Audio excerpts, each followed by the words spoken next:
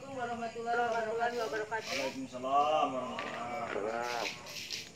Bertemu kembali dengan saya, Yani Mariani, dalam acara dialog khusus dengan tema THR, hak mutlak buruh dan pekerja.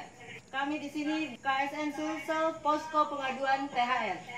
Telah hadir bersama kami pada malam ini Presiden KSN, Bapak Muhtar Guntur. Hai. Selamat malam. Malam. Assalamualaikum warahmatullahi wabarakatuh.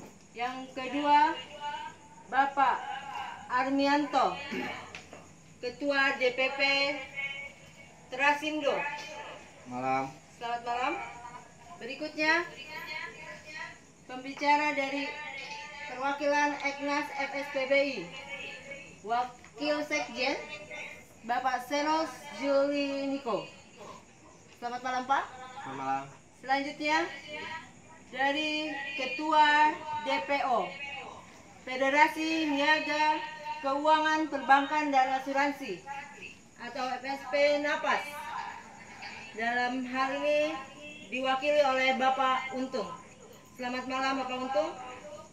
Malam. Selanjutnya, dari Ketua Konstruksi Bangunan dan Informal FSP Kobar, Bapak Asri. Selamat malam, Bapak Asri. Ya, malam. Selanjutnya, mungkin tidak hadir di posko, tapi ada bergabung di channel ini, Ketua Tugasku Tekstil, Garmen, Kulit Sepatu dan Aneka Industri, Bapak Sanji AMD. Bapak Sanji monitor. Selamat malam, Bapak Sanji. Oke, selanjutnya ke pembicara berikutnya adalah Bapak Edward Rossi sebagai tuan rumah, Koordinator Tim Pengaduan THR. Selamat malam, Pak Edward. Selamat malam. Assalamualaikum warahmatullahi wabarakatuh. Waalaikumsalam warahmatullahi wabarakatuh. Baik, terima kasih kepada narasumber yang sudah hadir di KSN Sulsel Posko Pengaduan THR. Pada malam ini kita akan berbicara masalah THR. Kita tahu bahwa hari ini 1 minggu ke depan kita sudah seharusnya kawan-kawan pekerja sudah harus menerima THR. Kayaknya kita perlu mendengar dari beberapa narasumber yang seyogianya berhubungan langsung dengan anggota-anggota serikat pekerja yang ada di pabrik-pabriknya. Saya mungkin langsung dulu ke Ketua DPP dari Trasindo, Bapak Armianto. Pelaksanaan Pak Armianto. Kita tahu Trasindo bagian dari transportasi, Federasi Transportasi ya. Jadi saya mau tahu bagaimana pelaksanaannya ketika THR itu dilaksanakan pas mau hari raya itu berlangsung, baik hari raya Idul Fitri ataupun hari raya di agama lain. Bagaimana pelaksanaannya dan seperti apa kalau menemukan kasus di perusahaan yang tidak terbayarkan atau tidak direalisasikan, khusus di transportasi. Silakan Bapak Armianto. Oke, baik. Assalamualaikum warahmatullahi wabarakatuh. Ya, selamat malam bagi seluruh kawan-kawan yang hadir di posko kita malam ini, dan termasuk juga kawan-kawan yang sudah bergabung di channel ini, dan seluruh kawan-kawan buruh yang ada di Sulawesi Selatan, terkhusus di Makassar.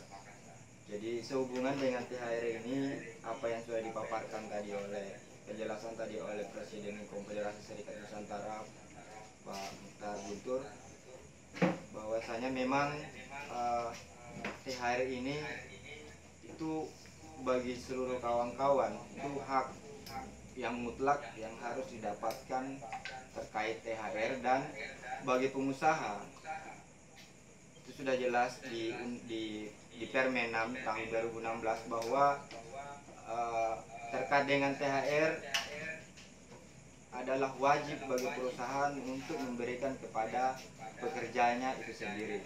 terkhusus di transportasi dan termasuk juga perusahaan-perusahaan yang lainnya. Dan ini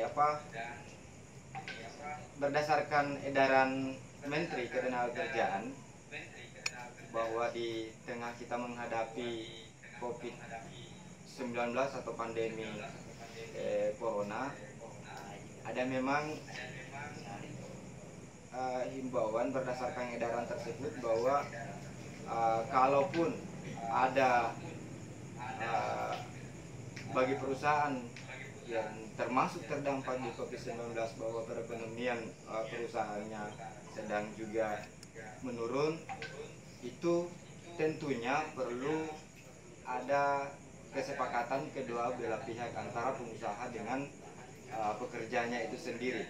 Tidak semerta-merta bahwa hanya dengan beralasan yang tidak transparansi.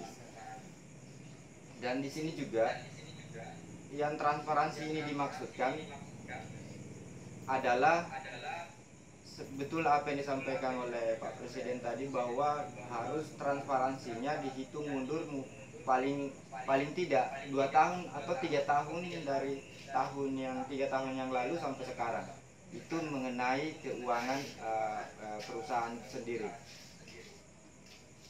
Dan kalaupun ini yang kita khawatirkan ke depannya terkait dengan THR ini, jangan sampai ada seolah-olah beralibi bahwa karena dengan pandemi, dengan COVID-19, sampai perusahaan tidak bisa membayarkan secara full kepada kawan-kawan pekerja terkait THR. Ini yang perlu diantisipasi. Dan kalau memang itu yang terjadi, seperti saya katakan tadi, bahwa sebelum pengusaha melakukan perundingan bersama dengan pihak pekerja yang sesuai dengan edaran kementerian tersebut, perlu membuktikan itu tadi yang kumaksud adalah mengenai keuangan selama mulai dari 3 tahun yang lalu sampai sekarang. Jadi terkhusus untuk transportasi tanpa terkecuali bagi pengusaha itu sendiri, apakah dia di transportasi misalnya di ekspedisi ataupun transportasi yang lainnya, itu bagi perusahaan wajib dan mutlak untuk memberikan haknya buruh terkait dengan THR. Begitu mungkin untuk dari saya. Mungkin ada sesi selanjutnya mungkin sementara itu yang bisa saya sampaikan.